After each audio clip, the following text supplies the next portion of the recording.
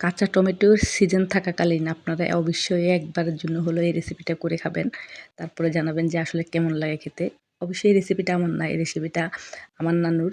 তো আমার নানুকে দেখেছি এভাবে রান্না করতে। এরপরে দেখলাম আমার মাও এভাবে রান্না করে। তো আজকে ভাবলাম যে আমিও সেই রেসিপিটা ট্রাই করি। ট্রাই করে সেটা আপনাদের সাথে শেয়ারও করি। অবশ্যই আমি এটা এর আগে বহুবার এভাবে রান্না করেছি। রান্না করে খেয়েছি কারণ আমার কাছে এই রেসিপিটা খেতে খুবই ভালো লাগে। তো চলুন সেই রান্নাটা করি। এই রান্নাটাতে কিন্তু অবশ্য তেল এভাবে ব্যবহার করে না। তেলটা একদম খুব কম ব্যবহার করে। আর আমার নানু তো তেল ব্যবহারই করতো না। উনি গরম পানির মধ্যে সব কিছু দিয়ে একসাথে বসিয়ে দিত। তো আমি কিন্তু একটু আমার মতো করে রান্না করতেছি। যেহেতু আসলে আমরা তেল ছাড়া তরকারি চিন্তাই করতে পারি না। তারপরেও মানে চেষ্টা করি যে কম খাওয়ার জন্য। তো আমি এখানে সামান্য পরিমাণ তেল দিয়েছি। দিয়ে সাথে এখানে একটা বড় সাইজের পেঁয়াজ কুচি দিয়ে দিলাম। পেঁয়াজটার সাথে একটু লবণও দিয়ে দিয়েছি যাতে পেঁয়াজটা তাড়াতাড়ি ভাজা হয়ে যায়। আর দিয়ে দিচ্ছি এখানে একটু রসুন বাটা। তো আমার নানু যেভাবে রান্না করতো, আমার নানু করতো কি একটু পানির মধ্যে সমস্ত মশলাগুলো একসাথে দিয়ে দিত। দিয়ে তারপরে আলু, টমেটো, শুটকি সবটা দিয়ে চুলে একবার বসাই দিত উনি। ওইভাবে রান্না করতো। আর একদম নামানোর আগে জাস্ট ধনেপাতা, কাঁচা পেঁয়াজ এগুলো দিয়ে দিত আরকি। তো আমি একটু অন্যভাবে রান্না করতেছি। ওইভাবে কোনোদিন আপনাদের সাথে আবার শেয়ারও করব পুরাটা। এখন আমি এখানে পেঁয়াজ বাটা আর কাঁচামরিচ বাটা দিয়ে দিলাম। দিয়ে দিয়েছি একটু হলুদের গুঁড়ো। দিয়ে এটা খুব ভালো করে নেড়ে-চেড়ে কষিয়ে নিচ্ছি। তো এখন আমি যে তরকারিটা কষাচ্ছি আপনাদেরকে একটা ইন্টারেস্টিং জিনিস দেখাবো। একটু ওয়েট করেন। তাহলে বুঝতে পারবেন যে আসলে কি আমি রান্নাটা করতেছি কীভাবে আরকি। এখন একটু পানি দিয়ে দিলাম।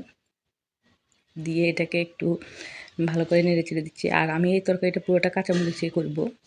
এই তরকারি কালারটা একটু সবুজ, সবুজ হয়। কারণ এটা যখন আমার নানু বা আমার মা ওদেরকে দেখতাম রান্না করতো, আমাদের সবজি বাগান ছিল। ওখান থেকে সমস্ত সবজি তুলে নিয়ে এসে একদম তাজাই ওইটা করতো ওইভাবে কাঁচামরিচ, ধনেপাতা সবকিছু এনে। যার কারণে দেখা যাইত যে তরকারি কালারটা অনেকটা সবুজ, সবুজ হইতো। এখানে গুঁড়া মরিচের ব্যবহার করা হইতো না। সমস্ত আস্ত কাঁচামরিচ, তারপরে দেখা যায় বাটা কাঁচামরিচ এগুলো একসাথেই দিয়ে দেওয়া হতো। তো আমি এখন আলু দিয়ে দিলাম। এটা নতুন আলু।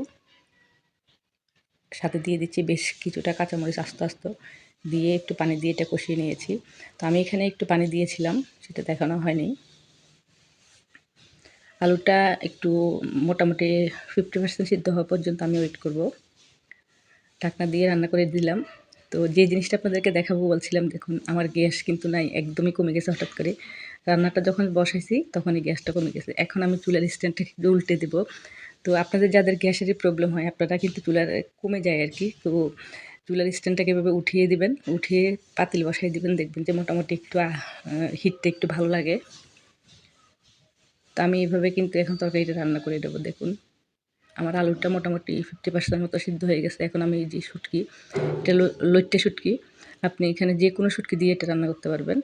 এটাকে আমি ধুয়ে কেটে পরিষ্কার করে নিয়েছি। লইট্টে শুটকিটা অবশ্যই আমি কিন্তু একটু গরম পানিতে ভিজিয়ে রেখেছিলাম। গরম পানিতে যেকোনো শুটকি আপনি যখন গরম পানি দিয়ে একটু ধুয়ে নেবেন, তখন কিন্তু শুটকির যদি কোনো রকম দেখা যায়, এখন তো শুটকি অনেক মেডিসিন দিয়ে শুটকিটাকে শুটকি করে। তো সেই জিনিসটা আসলে নষ্ট হয়ে যাবে কোনো রকম কোনো কেমিক্যাল থাকলে। এখন শুটকিটা দিয়ে আমি আলুটা আরেকটু ভালো করে কষিয়ে নেব। আমার জানলা দিয়ে প্রচুর রৌদ্র আসে। সেই রৌদ্রের আলোটা কিন্তু তরকারির মধ্যে পড়তেছে, আপনারা দেখতেই পাচ্ছেন। শুটকি আলু খুব ভালো করে নেড়ে-চেড়ে কষিয়ে নিচ্ছি। যেহেতু আমার গ্যাসটা এর হিটটা খুবই কম, তো আমি এইজন্য কিন্তু পানি তেমন একটা ব্যবহার করতেছি না। এই যে দেখুন এখানে আমি বেশ খানিকটা কাঁচা টমেটো কেটে নিয়েছি। এই টমেটোগুলা কিন্তু আমার ছাদ বাগানের। এই টমেটোগুলাই কিন্তু আমার গাছের।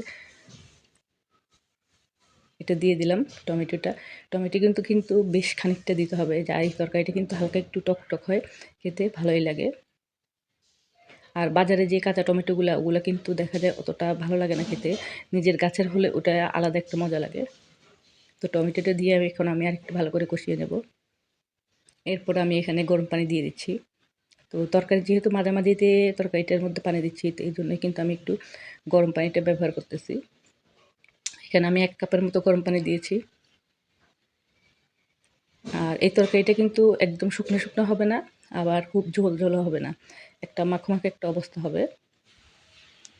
এখন তরকারিটা শুধু ভালো করে ফুটিয়ে সব কিছু ভালোভাবে সিদ্ধ করে নেওয়ার পালা। আপনারা তরকারিটা দেখে বুঝতে পারতেছেন কালারটা কিন্তু অনেকটা সবুজ সবুজ হয়েছে। আমার আলু টমেটো প্রায় সিদ্ধ হয়ে গেছে। আর এই টমেটোগুলো কিন্তু যেহেতু আসলে গাছের নিজের গাছের দেওয়ার সাথে সাথে সিদ্ধ হয়ে গেছে। এখন এখানে আমি বেশ খানিকটা কাঁচা পেঁয়াজ দিয়ে দেবো। আমি তো কম দিলাম, আমার নানুকে দেখতাম যে অনেক বেশি কাঁচা পেঁয়াজ দেয় তরকারিটা নামানোর আগে, যেহেতু উনি তেল ব্যবহার করতো না। আর উনি কাঁচা পেঁয়াজের সাথে দেখা যেত যে আমাদের সবজি বাগানে পেঁয়াজকলি হইতো, ওগুলো তুলে এনে ওটা দিয়ে দিত। তো আমার তরকারিটার ঝোলটা কমে আসছে, এখন জাস্ট আমি ধনেপাতা দিয়ে এটাকে একটু নেড়ে চেড়ে তারপর নামিয়ে ফেলবো, তাহলে আমার তরকারিটা রেডি হয়ে যাবে। আমি আপনাদেরকে ঠিক এইরকমভাবেই তেল ছাড়া একটা তরকারি রান্না করে দেখাবো আমার নানুর রেসিপিতে।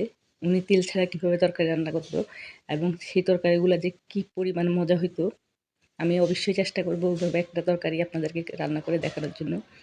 আর আমার রান্নাটা রেডি হয়ে গেছে, আপনাদের কাছে কেমন লাগলো জানাবেন। আজকে এ পর্যন্ত, সবাই ভালো থাকবেন।